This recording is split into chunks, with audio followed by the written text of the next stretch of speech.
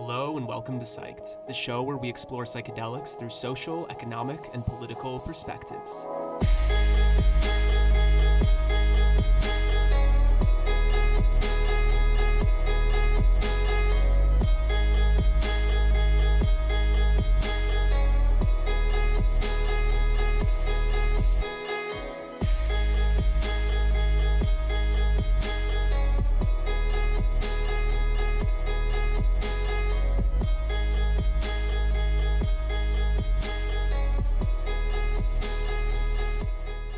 We have two speakers.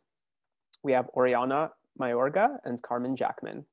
Carmen Jackman is a native Marylander, born in Washington, D.C. and raised in Silver Spring, Maryland. She is the founder and content manager at butwhatabout.net and is in the UX Design MPS program at the Maryland Institute College of Art. In 2012, she received a bachelor's in history from the University of Maryland, Baltimore County. Carmen is currently the Intersectionality Committee co-chair for Students of Sensible Drug Policy and also manages the DC Psychedelic Society's social media. Oriana Mayorga is a born and raised New Yorker, artist, anti-racist organizer, and seminary student at Union Theological Seminary. Currently, she serves as the vice chair of the board of directors for Students for Sensible Drug Policy. She also co-chairs the Intersectionality Committee and is the social media manager for her Columbia University chapter. Oriana published her psychedelic research while studying psychology at Fordham University in 2014 and received a graduate certificate in harm reduction psychotherapy from the New York School in 2016. Oriana and Carmen, thank you so much for joining us and welcome to Psyched.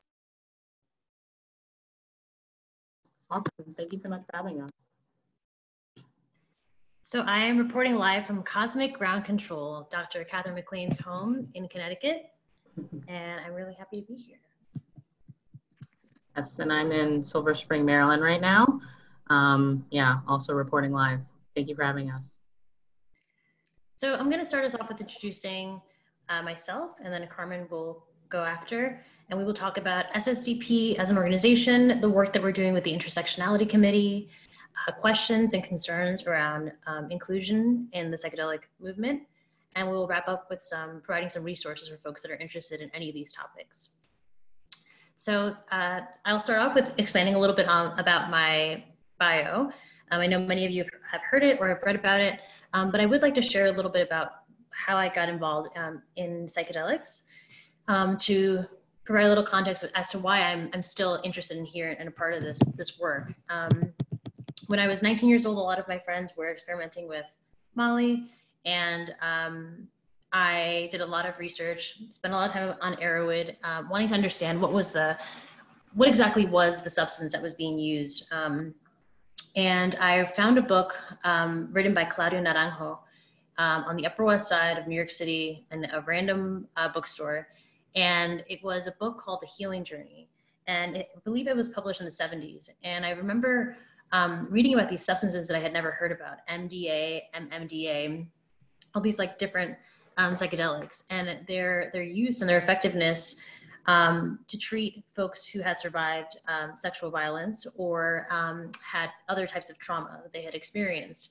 And I was really moved by that, and that sort of led my journey into reading more about the intersection of psychotherapy, assisted psychedelic therapy, and sort of like the healing work that can happen with psychedelics, not just as a recreational medicine, but as something that can actually lead to transformative change for folks who have had trauma.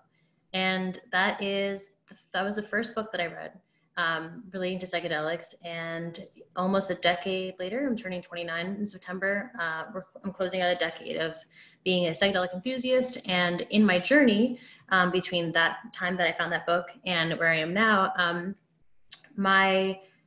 I committed to to graduating with a psychology degree from Fordham University. I really wanted to become a therapist, to do clinical work with MDMA, and then noticed that there were not a lot of people that looked like me in psychedelia, and also didn't have mentorship or support.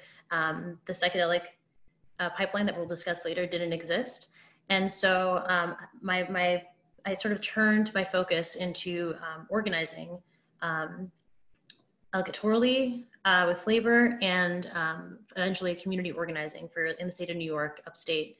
And what I noticed was that there there seemed to be a lack of awareness about anti-oppression. There was an anti-oppression lens that was missing from a lot of the communities that were involved in psychedelics. And so here I am now, wanting to bring that lens to the community and to the spaces that I'm a part of.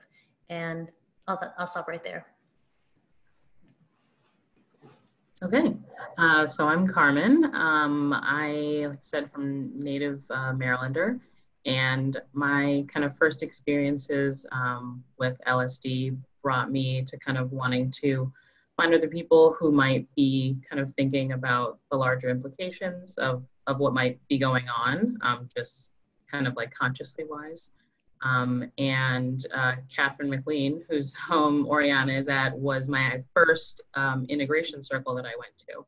And it was hosted at the Baltimore Yoga Studio, where I met maybe 10 other people who also had an interest in kind of like hosting our own spaces and kind of having something that would be more holistic and just a regular place to meet up. And that we were also from the DC area.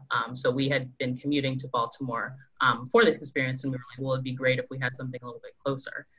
And that led to the formation of the DC Psychedelic Society, where I'm still doing the social media, and we had kind of different initiatives, petition signing, integration circles. We had different art events.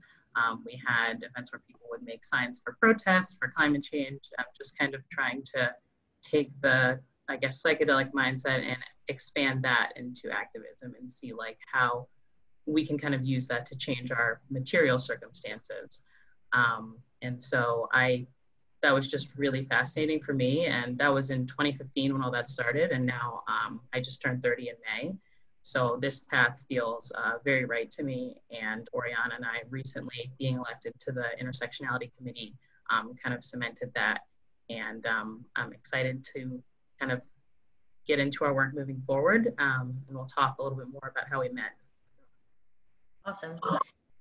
Yeah, so there's two interesting points that Carmen and I will discuss at a later point. We'll discuss how we met, each of our own experiences in getting involved with SSDP after I share what SSDP is. And then we'll also discuss, as Carmen mentioned, how we met and how the intersection of psychedelics and psychedelic exclusion, so to speak, with communities of color. So I'll start off with sharing a little bit about SSDP. SSDP was founded in 1998. And we are a US-based nonprofit with international membership. And we have presences over 300 different campuses. I believe we have about 7,000 members in our network. And we are in about 32 countries. And I did want to read the mission statement for folks who are not familiar with SSDP. It's really, it's very concise, and I think it'd be helpful for folks to hear it. So Students for Sensible Drug Policy is, as I mentioned, is an international grassroots network of students who are concerned about the impact of drug misuse on our communities, but who also know that the war on drugs is failing our generation and our society. And SSDP mobilizes and empowers young people to participate in the political process, pushing for sensible policies to achieve safer and a more just future. SSDP does this while fighting back against counterproductive policies, and in particular, those directly that harm students and youth. And I also think that it'd be helpful to name our values, which are shared power and authority, youth-controlled agenda, collaboration and partnership, constituent-specific strategies, learning, diversity, inclusion, and anti-racism. I'll share a little bit about how I got involved with SSDP, and then I'll let Carmen share about how she got involved with SSDP. In 2013, this is around the time that I was really into psychedelics and couldn't find, again, like many people, young people that were, I discovered MAPS, of course, and MAPS actually mentioned to me that I should reach out and check out the work of SSDP. And so I did. And I realized that I had the opportunity to create a chapter at my alma mater, Fordham University. And Fordham is a very conservative university. It's a Jesuit university, but there was a formal process to apply to be a club or a chapter. In my senior year, when I was trying to do this, I got all the way up to the point where we needed to have like sign off with a professor to be our advisor and also to get some students on board. And unfortunately, before I graduated, I wasn't unable to start that chapter. And the cool thing though about Fordham is that once you do all that legwork, it exists forever. So if another student at any point in time wants to continue forward with that chapter, they can. So I'm very hopeful that someone at Fordham who's interested in drug policy might actually allow this chapter to start off. But my interest with SSDP was there, and I was committed to being a part of the community in any which way possible. And so I stayed involved actively. And I was recently, as my bio was mentioned in the beginning, voted to be the vice chair of the board of directors, which is a huge honor. I'm very excited to be working alongside of all the board of directors this year. And that is how I was introduced to SSDP. And now I am part of the Columbia University chapter, which is tied to me because Union Theological Seminary is part of Columbia University. Nice. So I actually just joined SSDP in the fall of 2019. I'm a student, as mentioned before, at Maryland Institute College of Art, and they actually don't have a MICA chapter. I'm sorry, they don't have an SSDP chapter. And I was connected with someone. I had been interested in the psychedelic pipeline, and because of the chapter not being there, that didn't work out. But I decided to kind of take some initiative and do a campus research project that kind of like included access to naloxone, access to free and safe, public transportation, like to and from campus, and drug policy and all of that type of stuff, specifically for the campus. So I put that report together and then submitted it, and kind of like that was my entry. Rather than being directly involved with the chapter, I kind of like kind of started my own in that way.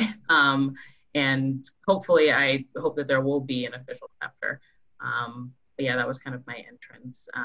And just being more interested in the drug policy side, MICA is in Baltimore, so kind of well-documented challenges of the situation there, even though I think it's somewhat shielded from that because it's a private, art university, and so there's definitely a certain level of privilege that shields it from that. But I thought just kind of looking at it in that lens, and also as a student, and just kind of having the more activist mindset was a really good starting point for me. Yeah, and one thing I'll add too, because I think it actually relates, Carmen, to the committee that we now co-chair, is that SSDP is open to everyone. You don't have to be a student to be involved. We do prioritize and work, we are a youth-based and led organization. But one of the cool things that's happened recently is that you no longer have to be a student to be a part of our network. If you are, you can be an ambassador. There are other ways that you can get involved. And so that's really important to name here. So the Intersectionality Committee, I believe it began in 2010, and it's had many different names. I believe it began as the Outreach and Diversity Committee, which came out of a strategy summit in 2010. And I'd like to share with y'all some of the objectives that the Intersectionality Committee is committed to. So to start off with, we try to create a welcoming and open and safe space for all participants of our global movement. It's also one of the only committees that's completely open, to anybody. You don't have to be part of the network, which is really cool. And one of the things that we commit to do is to identify and seek to break down barriers that prevent marginalized individuals from participating in SSDP events, actions, or organizing and advocacy work. We also strive to ensure that SSDP events, and including conferences, provide a welcoming environment for current and potential members. And we try to be intentional about ensuring that SSDP events and spaces are also accessible to those who are disabled. I'm sorry if you're hearing a dog in the background. The Intersectionality Committee tries to create, compile, and share resources that supports a multi-partial, multicultural, ideologically diverse network at all levels of organizing. It's also, one of the more diverse committees. And so that's a little bit about the Intersectionality Committee. Is there anything you want to mention, Carmen? Having recently joined, I definitely thought that the commitment not only to have an intersectionality committee, but to make it a priority and not an afterthought, that we should be prioritizing communities that have been, most deeply affected by the drug war, and that kind of being central to the mission was really something I wanted to be a part of. And we have you know, moving forward a few initiatives and share that. Cool. Great. So I think maybe this is a good time for us to talk a little bit about how we met, Carmen, and transition to the broader conversation around inclusive spaces in the psychedelic network. And so this is my understanding, Carmen, of how we met, and then I would love for you to share if you have something slightly different.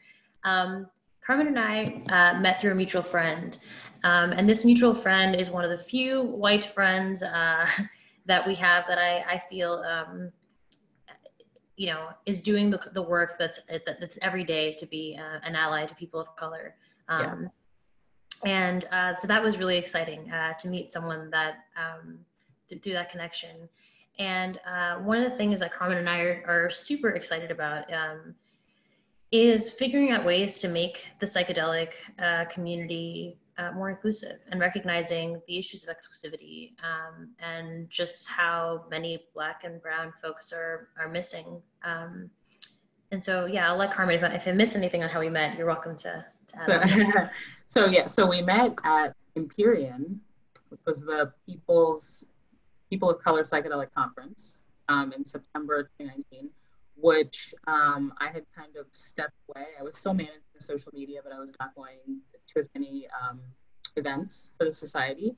And so I saw that on social media, and I was like, wow, I don't think I've ever seen anything that was like intentionally centering people of color. I'm definitely gonna have to go. So our mutual friend who introduced us was volunteering, and that's when we met. And I thought that it was just kind of very fitting that although I really, really am proud of the group that we started with DC Psych, I felt that I got to a point where I wasn't really interested in talking about access for privileged groups if we were not talking about how we can first address, you know, the harms that have been done to people of color. The drug war is kind of central to that. So it was like, I don't really, I guess I'm not really interested in anything else. And so it felt good to not have to feel like I was annoying people when I would bring that up, or being a buzzkill, because no one wants to feel that way. But it was just so important to me that it was not something that I could push aside. And so I think us meeting, we kind of found like kindred spirits in that we were kind of feeling the same way. Yeah. Thank you for naming the conference I met at. I was one of the 4 women of color that put together that conference, and I believe it's the first of its kind. It was a women of color led conference for people of color by people of color. And yes, it is something that I was a part of. And that is how Carmen and I met, and we realized we don't want there to be. We noticed that obviously, because it feels sometimes so niche, psychedelia feels so niche sometimes.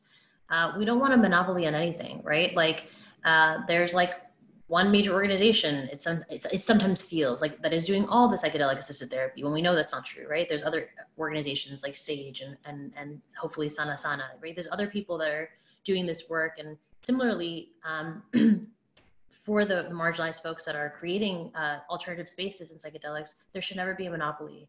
And so Carmen and I are really interested in like helping other folks start their initiatives, move forward, so that there's a diversity, even for people of color, to choose where, what community they want to be a part of, what initiatives they want to be a part of, and what they like to work on. And I think this might be a really good time to like dig a little deeper into what my experience, and Carmen, if you want to share a little bit more too, is I always like hearing about how you noticed there was sort of like the frustration in talking about these issues in mostly white spaces, mostly privileged spaces, right? And so I'm going to dig a little deeper and go back into my story again. And folks have heard this, and I want to be careful not always making it about me, but also I think sometimes it's helpful to hear a little bit about someone's story, to share, what seems the landscape, how it's changed in the last decade. So, I wanted to be a psychedelic assisted therapist because I was like, this makes so much sense. Here I had my first MDMA experience at, the tender age of 19. It was super impactful. I'm a survivor of sexual assault, and even with the 8 months of therapy and EMDR and all this great work that I had access to, I felt transformation after experiencing, one session with MDMA. And so that was really formative for me. And so that I was like, this is it. I want other survivors and people with trauma to have the ability to have access to this medicine. This is medicine, And every time that I experience MDMA, I'm like, this is medicine. It's so powerful. And what I didn't know then, because I wasn't as radicalized or politicized, and I didn't have the same lens that I do now as someone who's 29, was that these therapies were not being made for people of color. These therapies were, certainly on the surface open to everybody, but when we talk about the reality of access, poor Black and brown people, Indigenous people of color, we're not going to be able to access this medicine, because whenever these medicines do become legal, and we're approaching that closely now, they're going to cost a lot of money. My understanding, and I'm always open to be corrected and challenged, is that it's going to be around somewhere between $5,000 and $7,000 for, let's talk about MDMA. This is psychotherapy, right? That will be the average price. My understanding is that insurance is not going to cover that. My understanding is that people of color, brown and black people that are mostly on state insurance, that's not going to be something that they can just sort of have access to. And so as I became a little, right, exactly. I can't see a chiropractor. Right. If I can't see a chiropractor on my state insurance, how am I gonna? Right. So for me, the shift is, as I was becoming interested more and more and becoming a psychedelic therapist, and I was understanding oppression and trauma and the impact of that on people that look like me, I realized that there was a disconnect. That if I became a psychedelic therapist, it would be mostly helping white people or privileged people. And yes, they also need healing and help. However, we know that violence is experienced at higher rates in Black and brown communities. And so thereby, the folks that need the most help aren't getting that. And so there was that happening at the same time, Carmen, as not seeing anyone that looked like me. There was maybe one Colombian therapist. I mean, I didn't know of any, there were no visible people of color therapists out there that I could say, hey, can you mentor me? And so I'll share that, and then I'll go back to why I'm so excited about the psychedelic mentorship program at SSDP, because to me, it's like the first of its kind. And if I had just had that, I think back now, maybe I would have stayed. More support, yeah. I think, I definitely think, yeah, for me, it was more I guess it would start like when I was having an experience, and I would think about like the fear that I felt, like that I don't, who is going to watch out for me? And is it even safe for me to be doing this? Well, I know it's not safe because there are people, in jail for related things. And so I guess feeling that terror and kind of not being able to settle into that like totally carefree type of trip where you just like feel this safety. And it was probably, to be quite honest, the threat of the state that is kind of, always peeking over your shoulder. And I feel like as a person of color, when you're in a heightened state, for me, it was directly connecting like the trauma to material circumstances and like why that is. And so, why is that? And how can I use this kind of radical experience to bring that to, the place where I can be active, which is Earth, which is my life right now. It wasn't enough to just kind of like stay in this blissful state forever. Although it was amazing, I was like, oh, we're always going to be here. We always have to make this place work. And why would it be acceptable that people don't have access to healthcare? Why would it be acceptable that people don't have access to mental health resources? So yeah, that was kind of the activist shift. I saw that we are running low on time. So do we want to go ahead and just wrap up with the pipeline? Sure, absolutely.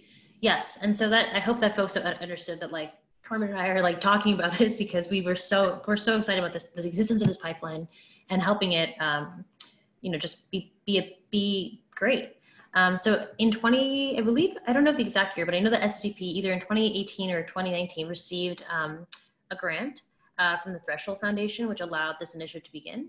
And so it's a new project, and right now they're currently not accepting applications. I believe they open up in the fall. But basically the idea of the project is to connect members and alumni that are interested in a career in psychedelic assisted therapy and research to receive and finally have quality mentorship and training and career development opportunities. And so it's a unique sort of pathway for SSCPers to have access to professionals in the field that have similar values, and are able to gain access to the unique sort of learning opportunities and training opportunities, and then hopefully become a part of the field of psychedelics. One thing I'll quickly mention is that what's super exciting about it for me is that there is like a very intentional process of like, do the people that are signing up for to be mentors actually align with our values?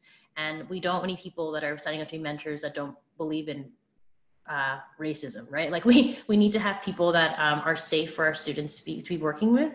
And that's something that I'm really excited about. Yeah, I was definitely excited about just having a formal pathway, or sorry, the lack of the formal pathway, and at least having kind of something to start for people who know they're interested, just something to kind of guide them, and especially for people of color who even if there were a formal process would most likely be left out of that, maybe in some sense. Yeah, I was really excited about that. And I hope, but right before we get into our question and answer part, I can just briefly share with y'all sort of the how it looks, how the pipeline operates. There's a recruitment section, and where the director of the drug education and other SCB staff and other key stakeholders like promote this pipeline to our network. There's a mentorship component that we spoke about. There's a scholarship aspect, which is the idea that if we are fully funded at some point, we'll be able to, increase our scholarship opportunities for people that are interested in the pipeline. And then the final part is the training aspect. The final phase, right, is sort of the long-term idea of the pipeline. How can we help work with existing clinics and teams to develop a more formal training program? And so if you have any more questions, Carmen and I are always here. We welcome and invite you to check out SSDP and the great work that they're doing. Yes, we would love to have you guys. Thank you. Thank you both so much for coming on, sharing your insights. We had a talk earlier today from the Intercollegiate Psychedelics Network, IPN, and they also kind of talked a little bit about their pipeline. Actually, one of the first few questions is from them, talking about, how are you assessing factors like mentorship quality, effective participation in the pipeline? What information or data are you tracking to make sure that the pipeline is effective? So that's a good question. The pipeline just began accepting applications in 2019. So I don't know that we have that data, but in the coming years, obviously, as more people go through the program, we'll be looking at all of that and kind of seeing how, what's working, what's not working, how we can put people in the best position where they can be, successful and get the most out of it.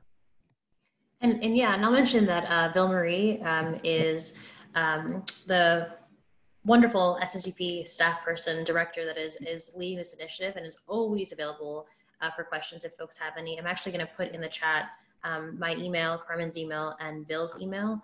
And so that's something that folks are welcome to, ask, because we are also new to we just got elected to the Intersectionality Committee. We just became the co-chairs. We're new to this too. We're just really excited. So we want to share the world. This is like our kickoff party. Nice. I'd love to also ask about professional development, and especially when it comes to entrepreneurship. There's kind of all of these startups beginning, all of these kind of this incubation culture in terms of what needs to be built for the psychedelics ecosystem. It's something that we're thinking a lot about. We just started this incubator that's really trying to also do justice to much of the work that you both are doing, that IPN is doing. But I think that, what you're building really addresses a lot of the problems that we're also facing. And so I would love to hear, kind of building up entrepreneurs specifically, folks who want to start their own businesses in this space. What does that process look like, and how are those individuals supported? If you'd like to start, Carmen, I'll let you can start. Yeah. Sure. So I would say, and are you just referring to kind of more the framework, or? Yeah. So I mean, I think that there's a lot of different angles, I guess. But I guess both from the perspectives of kind of, I guess, the traditional support you would get as a startup from an incubator or an accelerator, as well as kind of the more, I guess, personal mentorship that's necessary to be able to be mentally healthy through that process, because it can be such a difficult one as well. So yeah, it can be intense. And I'm coming from like history, which is not very in demand on the job market, going into UX design, which is very process oriented.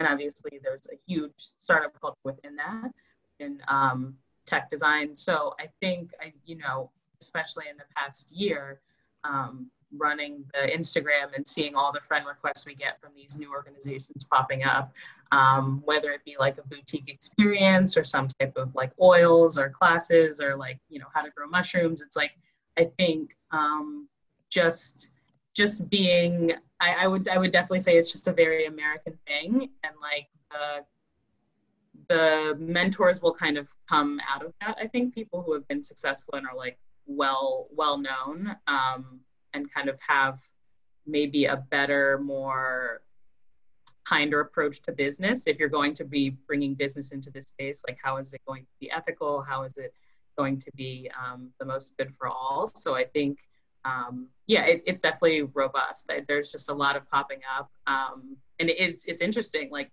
definitely consultants and people who would come to like, in a couple of years specialize and be like, oh, I worked with Synthesis and I got their, XYZ off the ground. Like that's definitely going to be a thing. So I'm watching closely for sure. I will say I really appreciate your question, because it's something that I really struggle and grapple with as someone who like leans Marxist and like seriously, I mean, like, and just like it, identifies as an anti-capitalist. It's like really hard. Like I on one hand, I'm like, I don't know if I want to support these psychedelic ventures. They creep me out a little bit, because they're people that are popping up that haven't been a part of the quote unquote community, whatever that even means, for a long time. I don't really know them. Who are they? It'd be different if it were someone who had been there for a few years, but yeah. And yet and we know there's so many creeps that have been there for a few years, right? So like, I don't know what the I just know that the concerns, the question that you asked, something that I constantly ask myself. And as a person, I think that the pass I give myself to give us is that, even if I'm ambivalent and I'm not sure, because Carmen and I are often not invited to speak and we often don't have opportunities because of our, marginalized identities, I think people of color have to, yes, think critically about how it is that we want to be a part of these ventures being developed, and how do we want to help them steer more ethically. And also, like, we don't have that many opportunities. So maybe it's more important that there is representation and that we're a part of that process than not a part of that process. But again, that's something that I'm just thinking. I don't have the answer yet, and I do appreciate you mentioning it. And I would obviously recommend that folks that, are noticing some of the issues we're mentioning to reach out to us, right? To reach out to folks who identify as, Black and brown indigenous people of color and get their perspectives, because we are definitely, I think, interested in figuring out a way to like ethically collaborate. Definitely. Sorry, go ahead. No, go. I was saying, so both Oriana and I took this quiz, and I think it's hilarious because we both got eco-anarchist, which is someone that essentially like supports restructuring society to benefit not only human beings, but be, in concert with the ecosystem and just think more critically about how we use resources. And I was truly shocked that that label would have put me into like an anarchist category, because it was the most common sense thing in the world. So I'm thinking about like psychedelic businesses. It's like, well, of course I don't necessarily believe in it as an idea, but it is happening, so I'm definitely going to be watching, how it takes form, because it is interesting, but it can also be a little bit strange. Sure. Definitely. Yeah. I mean, I think we could talk for days about right, this. Yeah. Maybe this warrants its own kind of conference. Right. So yeah, but yeah, thank you both so much for coming on. Really looking forward to keep the conversation going. There's a lot of important stuff here. So yeah, thank you both for sharing the insights. Really appreciate it. Awesome. Thank you so much for having us. Yeah, be well. See ya.